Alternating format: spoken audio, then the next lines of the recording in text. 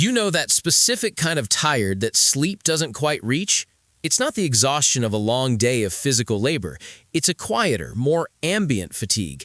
It lives somewhere behind your eyes and at the base of your skull. It's the weight you feel when you look at a pile of dishes and realize you are the only one who sees them as a problem that needs solving now. Or when you open your email and feel the subtle, internal shift from citizen to crisis manager. People don't usually see the effort. They see the outcome.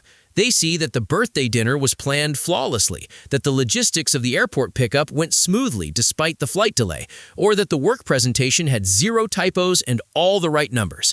What they don't see is the night before. They don't see the mental scrolling, the invisible and exhausting process of running simulations in your head about everything that could possibly go wrong. Did I lock the back door? Does this tone sound too harsh in the text message? Will there be traffic on the bridge at this hour? Should I bring a jacket just in case the weather turns?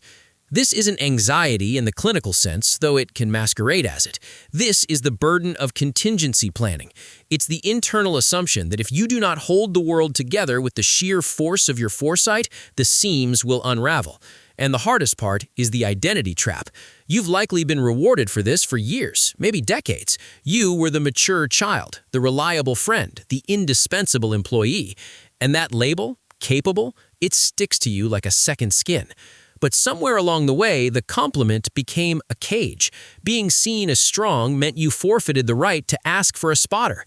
Being seen as the one with the map meant you weren't allowed to admit when you were lost. And so you developed a private relationship with a very specific and very lonely emotion, resentful competence. You get things done not because you want to, but because you cannot bear the anxiety of them not being done. You don't delegate because explaining the task and then checking the work feels like more mental labor than just doing it yourself in silence. And in that silence, there is a quiet rage, a frustration at the people around you who seem to move through the world with a baffling lack of awareness, oblivious to the open cabinet door, the calendar conflict, or the social cue screaming for intervention. And then the guilt comes. Because they're not bad people, they're just not you. They haven't trained their nervous system to be a sentinel that never sleeps. This is the hidden pressure. It's not the workload, it's the loneliness of the watchtower. But what if this isn't a sign of being better or more evolved than everyone else? What if it's just a specific neural pathway that got paved into a superhighway while everyone else was taking the scenic route? There's a reason your brain does this, and it's not because you're a perfectionist in the way pop psychology defines it. This is where we need to look at the actual machinery of the mind. Specifically, a mechanism called the default mode network, or DMN. Think of your brain as a house. The task-positive network is the kitchen. It's where you're actively chopping vegetables, writing an email, driving the car. You're doing something. The DMN is the attic. It's where your mind goes when you're just staring out the window, washing your hands, or trying to fall asleep. In most people, the attic is a place of random daydreams, past memories, or future fantasies. But for the capable one, for you, the attic is different. It's not filled with old photo albums, it's filled with whiteboards. And on those whiteboards are lists, open loops, unfinished business, potential threats to the stability of the village. Because of a cognitive bias known as the Zeigarnik effect, your brain is chemically wired to remember interrupted or unfinished tasks far better than completed ones. For the average person, this is a useful nudge to pay the bill tomorrow. For the hyper-capable brain, this is a fire alarm that never stops ringing. Your DMN doesn't just rest, it scans. It constantly asks, where's the gap? Who is dropping the ball? What is the next point of failure? And because you've been rewarded for catching those failures early, your brain has learned to associate this hypervigilance with safety. It feels like responsibility. It feels like wisdom. But to your nervous system, it feels like being a smoke detector that is also in charge of baking the bread. You are not broken. This pattern is an adaptation. You learned, likely very early in life, that love, approval, or safety was contingent on your ability to manage the emotional or logistical state of the room. If you could predict the mood, you could avoid the storm. If you could fix the problem, you could restore the peace.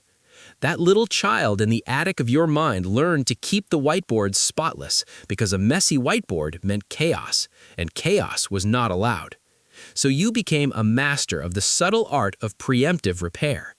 This is a survival strategy. It has brought you success, stability, and respect.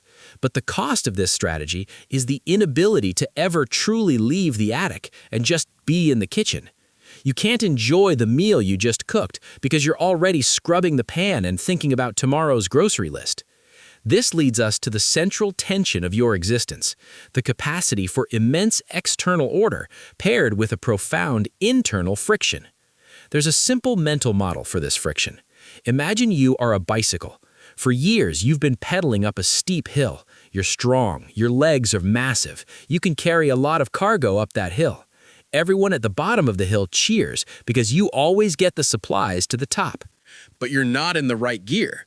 You're stuck in the highest possible gear, grinding every single revolution with maximum torque.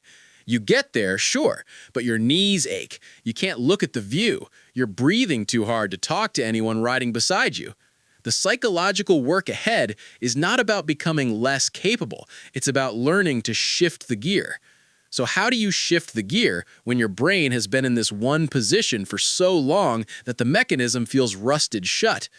There are a few specific, psychologically grounded adjustments you can make, and they require more courage than just working harder. The first adjustment has to do with understanding something called cognitive offloading versus cognitive hoarding. And here is how you begin. You write it down, but not in a to-do list app that sends you notifications. You write it down on a single piece of paper kept in one specific physical place. When the thought arises, don't forget to email Sarah about the thing, you do not act on it. You do not send the email now. You simply walk to the paper and write, Sarah, email, thing. The reason this works inside your brain is tied directly to your hippocampus, the part responsible for memory. Your DMN keeps firing that signal, remember this, to keep the loop open. When you physically externalize the thought, specifically with the motor movement of writing, you are signaling to your limbic system that the data has been secured. It's like moving a file from your desktop RAM to an external hard drive, that piece of paper. The brain can now stop using precious glucose to keep that loop spinning. The anxiety drops, not because the task is done, but because the brain trusts the system. Imagine it's 10 o'clock at night and you're already in bed. You suddenly remember that you need to schedule a dentist appointment for your child. Normally, you would ruminate for 20 minutes, afraid you'll forget by morning. But with the paper on the nightstand, you lean over and you write 2 words, dentist, kid, and your body releases a microdose of relief right there in the dark. You are allowed to let the attic go dark for the night. The second adjustment is about learning to differentiate signal from ego. Before you say the words, I'll do it, you pause for exactly 3 deep breaths. And in those 3 breaths, you ask yourself something quietly. Is this task actually urgent, or is my identity of being the fixer the thing that feels urgent? This works because it targets a specific region called the anterior cingulate cortex, the part of the brain that detects conflict between expectation and reality. The expectation is, I am the one who handles this. The reality is, someone else might handle this poorly, but that is not a fatality. By pausing, you're forcing the brain out of the amygdala's fight-or-flight loop and up into the prefrontal cortex, where logic actually lives. You're interrupting the automaticity of competence. Consider this moment, because it happens all the time. You're on a group text about a weekend trip, and someone asks, "What time should we leave?" Your fingers itch to open the map, calculate traffic, factor in coffee stops, and send a detailed, bullet-pointed plan. Instead, you breathe 3 times, and you type absolutely nothing. You let the silence hang there. 90 seconds later, someone else types, maybe 9. Is the plan they come up with less efficient than yours would have been? Probably. Does it actually matter? No. The car will still get there, and you just saved 30 minutes of mental whiteboard space. The third adjustment is something you might call vicarious limitation, and it begins with you actively observing someone you might consider carefree or unbothered. But you do not observe them with envy, you observe them with the clinical eye of a naturalist studying a new species. You watch what happens when they forget something or when they drop a ball. This is called social modeling, and it works directly on your mirror neuron system. Your brain has been programmed with a catastrophic expectation that if I drop the ball, the world explodes and I am exiled. By watching someone else drop the ball and seeing that the world does not explode, you provide your amygdala with contradictory evidence. It is exposure therapy, designed specifically for the hyper-capable. Let me paint the scene for you. You notice a colleague missed a small deadline and you brace for impact. The meeting happens, someone says, we'll just push it to Friday, and that's it. There is no firing squad, there is no moral judgment. Your brain has just logged a new data point that says non-compliance does not equal annihilation. You start to realize that the weight of the sky was never actually on your shoulders. You just had a very convincing and very exhausting dream that it was. The fourth principle is understanding incompetence as a boundary. The next time you're asked to do something that falls outside your strictest definition of only I can do this, you reply with a very specific phrase. I'm not sure I'm the best person for that. Notice the language carefully. You are not saying I can't. You are saying I'm not the best person. This is a linguistic hack for the ego. If you say I can't, the voice in your head screams, yes you can, you're lying, you're weak. But if you say, I'm not the best person, you are invoking the very standard of excellence that got you into this mess in the first place. You are using the perfectionism against itself. It doesn't trigger the same defensive cortisol-fueled reaction. It just gently closes the door.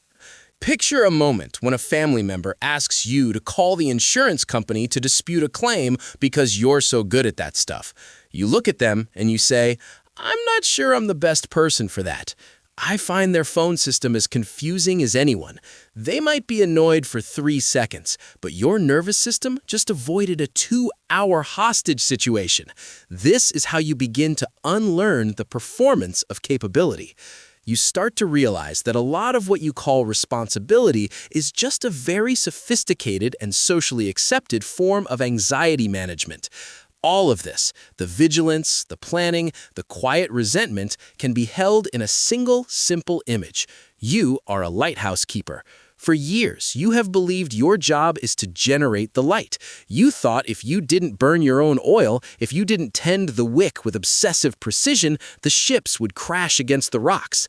That was your burden. That was your secret pride. But the reframe is this: you are not the light source. The light is the light. You are simply the structure. You are the tower. Your only true job is to be stable enough for the light to shine through you. And that stability doesn't come from spinning the gears faster. It comes from realizing that the rocks are the rocks, the sea is the sea, and the ships have their own captains. You can stand in the window and watch the weather without feeling responsible for changing it. You can be aware without being accountable. That is the quiet empowerment, not the loud, aggressive kind where you quit your job and move to a mountain. The quiet kind, where you sit in your car in the driveway for 2 extra minutes listening to the end of a song, even though there are groceries in the back and a to-do list in your head. You sit there, and the world does not end, and you feel, just for a breath, the sweet relief of being a human in the world rather than the machine holding it up. You are still capable, but perhaps for the first time, you can be capable and also free.